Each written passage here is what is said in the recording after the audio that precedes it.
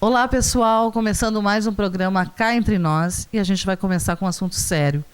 Temos que falar de violência contra a mulher. A minha convidada é Luísa Rabzang, doutora em psicologia. Depois, no segundo bloco, direto daqui do ateliê do Anderson Neves, a gente vai falar um pouco dos cursos que ele vai ministrar para pessoas de todas as profissões, não precisa ser necessariamente artistas plásticos. O Anderson Neves então vai ensinar na área de humanas o desenho da figura humana. Fica aí, fique ligado e a gente está começando mais um programa Cá Entre Nós.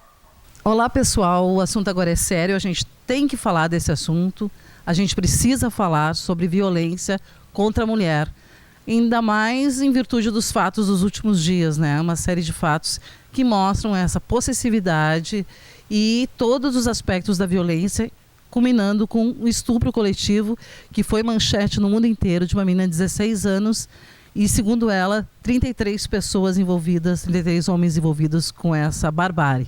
Então, eu estou aqui com a doutora em psicologia, Luísa Rabzang. Tudo bem, Luísa? Um prazer te receber. Tudo bem, Karina. Muito obrigada pelo convite, pela oportunidade de estar aqui conversando contigo sobre esse assunto tão importante, né? Luísa, tu tens também uma formação de pós-graduação. Gostaria até que tu explicasse para os nossos telespectadores como é que é a tua atuação também nessa área de violência contra a mulher, contra adolescentes. Bom, atualmente eu coordeno um grupo de pesquisa que se chama Violência, Vulnerabilidade e Intervenções Clínicas.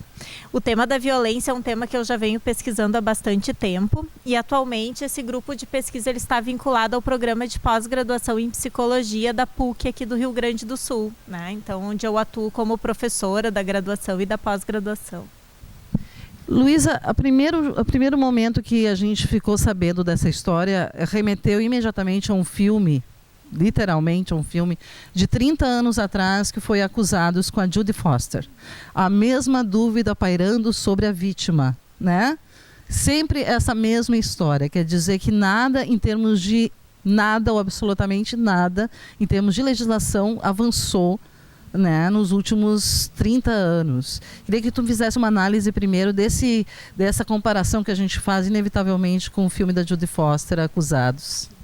É interessante porque esse filme eu conheço, né? Eu acho que ele é da década de 80, assim, efetivamente passaram, acho que uns 30 anos.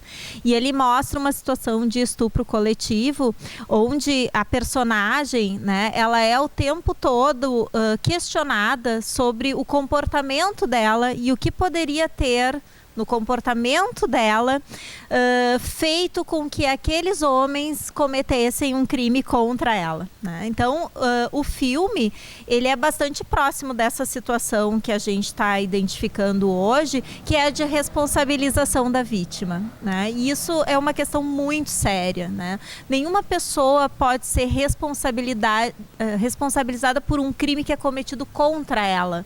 E quando a gente está falando de crimes sexuais, como estupro, por exemplo, é uma dos crimes em que mais a vítima ela é questionada, né? Então isso em todos os níveis, assim, quando crianças, né, nos casos de abuso sexual contra crianças, parece que as crianças têm que apresentar um número de informações muito significativas para ser dado credibilidade ao relato dela.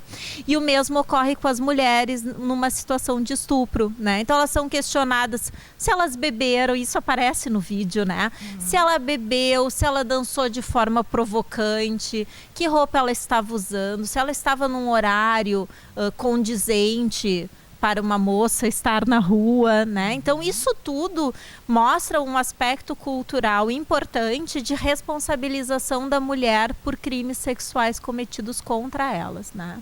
E eu acho que apesar de alguns aspectos da nossa legislação ter avançado, como a mudança, né, na legislação do crime de estupro especificamente, que hoje nós temos o estupro de vulnerável na nossa na situação hoje da legislação. O que não avança, Karina, é a forma como as pessoas entendem isso, né? Então, a mentalidade não avança. Mentalidade, exatamente, a mentalidade. As pessoas continuam responsabilizando as vítimas pela violência sexual, né? Uma coisa que me chamou a atenção nas mídias sociais, eu gostaria de dividir isso com os telespectadores, é que vi muitos policiais, muitos pessoas da justiça fazendo esse tipo de análise. Eu fiquei muito impressionada realmente como isso está. É uma cultura realmente, as pessoas não estão querendo usar a palavra cultura do estupro, mas é uma cultura assim, profundamente enraizada na nossa mentalidade, né? É uma cultura, sim, eu concordo contigo, e ela está pautada numa questão muito séria, que é a desigualdade de gênero. As relações entre homens e mulheres ainda não são igualitárias, né? E isso vai desde a nossa educação, né? Desde criança, as meninas são educadas para se comportar de forma contida, cuidar a maneira de sentar, cuidar a maneira de se movimentar, não ter comportamentos provocativos, né? E os meninos são educados para explorar os territórios, para dominar as situações, né? Para não demonstrar emoções, o que também é prejudicial para os meninos, né? Aquela história de que homem não chora. Então, é uma série de aspectos culturais que está muito enraizado nas nossas relações e que permeiam muito a educação das nossas crianças ainda. O que vai perpetuando essas lógicas, né, de uma geração para outra. Então eu vejo que isso é um aspecto muito sério e que perpassa, infelizmente, a mentalidade de profissionais que deveriam ter um entendimento diferente de proteção às vítimas, né? Porque no momento em que o profissional ele questiona a vítima dessa forma, é uma maneira de revitimizá-la, né? Porque tu não está dando credibilidade ao relato dela e pior, tu está induzindo ela a entender que aquele crime que foi cometido foi produzido em função de um comportamento dela, né? Que a culpa é dela. Exatamente, né? Então, um dos trabalhos mais importantes, né, que os profissionais das redes de proteção devem fazer é o trabalho de reestruturar esse pensamento das mulheres de que elas tiveram culpa pela violência, né? E infelizmente muitos profissionais fazem perguntas revitimizadoras, do tipo esse tipo de pergunta que foi feito inclusive para essa menina, né? Mas o que tu estava fazendo nesse lugar? Que roupa que tu estava usando? Tu bebeste nessa festa? Então, como se esses comportamentos justificassem, né, que vários homens tivessem tido relações sexuais com ela sem o consentimento e ainda considerando que ela tem 16 anos. Ela é uma adolescente, né, que está protegida por uma legislação específica que é o Estatuto da Criança e do Adolescente, né? Então, em função de tudo isso, né, vem havendo toda uma movimentação em termos de políticas públicas e de proteção à mulher, como, por exemplo, a Lei Maria da Penha, é um exemplo, né? No sentido de garantir atendimentos especializados às mulheres que passam por situações de violência, por equipes que sejam treinadas e que entendam essa perspectiva de gênero, né? Inclusive, neste caso, ela está sendo atendida agora por uma delegada, né, que tem um trabalho bastante dessa área de violência contra adolescentes, contra crianças. Isso é bem importante, né? Porque num primeiro momento, né, havia um outro profissional acompanhando e essa menina relata assim, que ela se sentiu muito mal acolhida, né? Que em nenhum momento foi perguntado como ela estava se sentindo. Então, a gente precisa, em todos os âmbitos, buscar compreender o que ocorreu, mas de uma forma humanizada, né? Nós estamos diante de uma pessoa que está sob efeito de um forte estresse, ela vivenciou um evento traumático, então o discurso dela pode ser confuso em função da memória traumática. Então isso tudo precisa ser considerado e por isso é tão importante que o atendimento seja interdisciplinar, né? Que tenha várias áreas, né? E eu acho que essa delegada imediatamente ao assumir já sinalizou, houve um crime, né? Porque existem vídeos, e esse vídeo é uma prova, né? Em que a menina, ela é tocada estando desacordada, então isso configura uma situação de estupro de vulnerável, né? Outra coisa também em relação ao crime é justamente o que eu te disse, assim, vejo muitas mulheres também, né? Porque a sociedade tem uma cultura tão, né, intrínseca a respeito de como uma mulher deve se portar, que muitas mulheres já julgam, né? E julgam, por exemplo, tá, mas o que ela estava fazendo lá? Quer dizer, as mulheres julgam, eu acho isso meio inadmissível, porque mulheres vão ter que parar e pensar, repensar seus posicionamentos, né?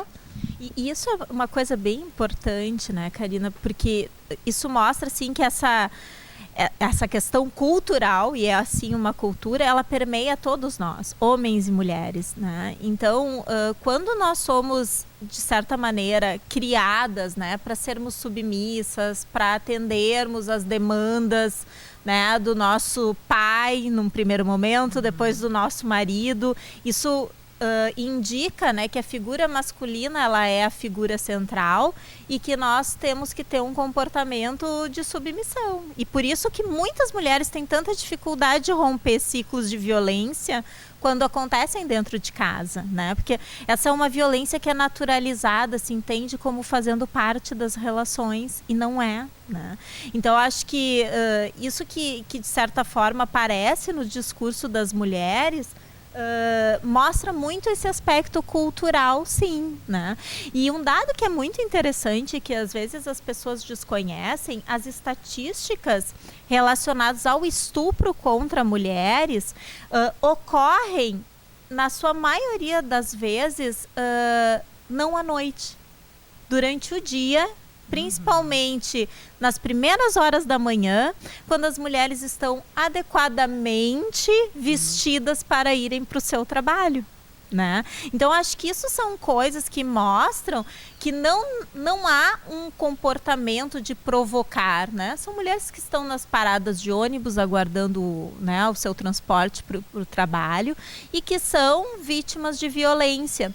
Então eu acho que esse discurso de que a mulher provoca, ou estava vestida, ou estava num lugar inadequado, ele não tem mais sustentação, né? Eu acho que é o tipo de discurso que a gente não pode mais aprovar e ficar aqui endossar. Então acho que a gente precisa, assim, debater e discutir muito isso, sabe? Senão não haveria também, é um horror dizer isso, mas não haveria o estupro a bebês, o estupro a crianças pequenas, se fosse a questão da erotização, entende? Colocasse isso, não haveria, né? Exatamente. E na verdade, o que a gente tem em situações de violência contra crianças, né, é a questão da gratificação sexual do agressor, né? E isso novamente remete a um aspecto cultural, né? Porque o homem, ele... e eu tô falando o homem de uma maneira... Isso não significa que todos os homens tenham esse comportamento, mas de uma maneira geral, os homens são educados para satisfazerem os seus desejos e impulsos sexuais, né? E é muito interessante quando a gente estuda os casos de violência doméstica, a maioria das mulheres, quando denunciam seus companheiros, é por violência física. Elas não se dão conta, por exemplo, que quando elas são obrigadas a ter relações sexuais com o marido contra a vontade, isso é uma violência sexual. Ou quando elas são obrigadas a fazer um aborto, ou quando elas são obrigadas por esse companheiro a ter um filho contra a vontade delas, são direitos reprodutivos, né? Então tudo isso está dentro do que a gente entende por violência sexual e que muitas vezes as mulheres não reconhecem justamente por aspectos culturais, que parece que as meninas e as mulheres, elas devem atender a essas demandas sexuais dos homens. E muitas não pedem ajuda por vergonha, porque elas acham que vão ser julgadas e são, né? Infelizmente, essa é a questão, né? Mas eu acho que o que a gente precisa trabalhar muito fortemente é que as mulheres não se calem, né? Que elas busquem os seus direitos, que elas busquem as medidas protetivas cabíveis, né? Que elas recorram à delegacia, sim, né? Porque essas relações violentas, elas tendem a perdurar e a se manter por muitos anos. E podem deixar marcas muito negativas assim, para o desenvolvimento emocional, né, social, cognitivo, né? Então tem muitas pesquisas que mostram o impacto negativo da violência para as pessoas. Então tá, pessoal, a gente já vai partir para um breve intervalo e eu conversei aqui com Luísa Rabzang sobre essa questão que é dolorida para todas nós de alguma maneira nos sentimos violentadas, né? E a gente volta já já, então, com mais Cá Entre Nós.